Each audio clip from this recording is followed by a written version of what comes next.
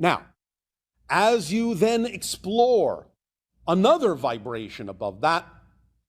you now go into the idea of the higher mind. And this is where the conduit of your imagination comes in, because imagination is the conduit, is the pipeline of communication between the higher mind and the physical mind. And therefore, the voice you're most likely to experience from the higher mind is actually the experience of your imagination itself. The daydreams, the images, the feelings that come from your imagination. This can include the idea of the nighttime dreams as well, because very often what you wake up and remember as a dream, which is again another kind of voice, another kind of message delivery system, may simply be your physical mind's interpretation of a communication that you were having as a more holistic person when you were more fully in touch, more fully awake in and as your higher mind self. And so when you wake up in the morning, your physical mind will use that pipeline of your imagination to reconnect, to stay connected to the conversation, to the communication, to the information coming from your higher mind, and it will interpret this in the way that you understand as images and feelings and experiences and memories you call the dream.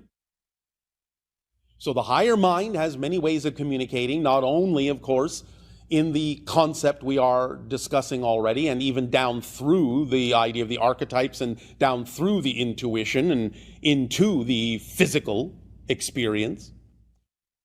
but also through the synchronicity in your life, which is another kind of signal or sign or roadmap or voice in your head. Because higher mind will usually simply guide you very, very gently to see what is already in front of your face in physical reality. Because the higher mind mirror is another way of reflecting information and ideas that are important for you to be aware of,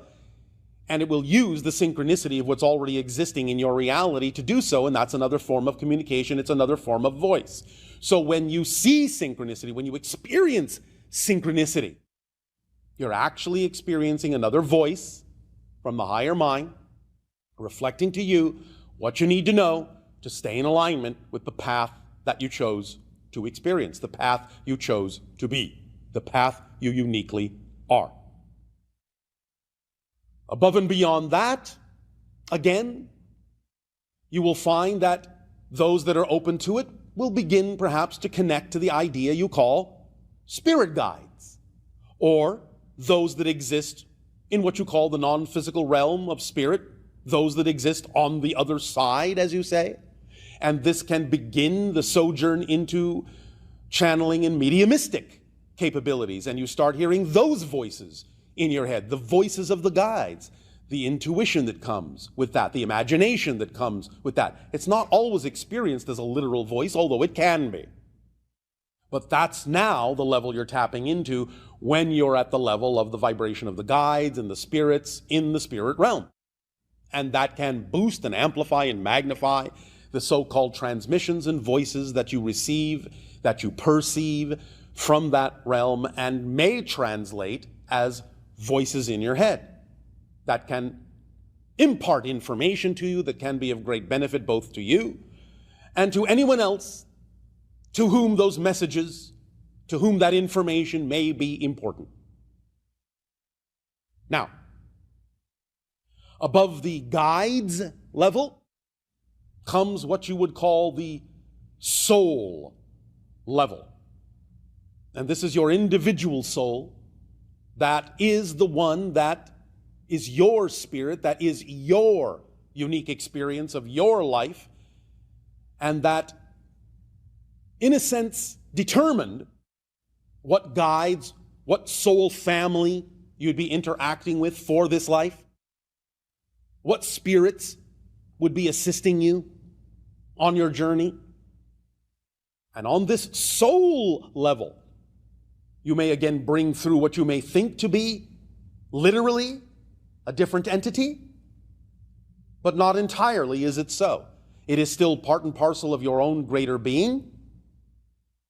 and it is that which determines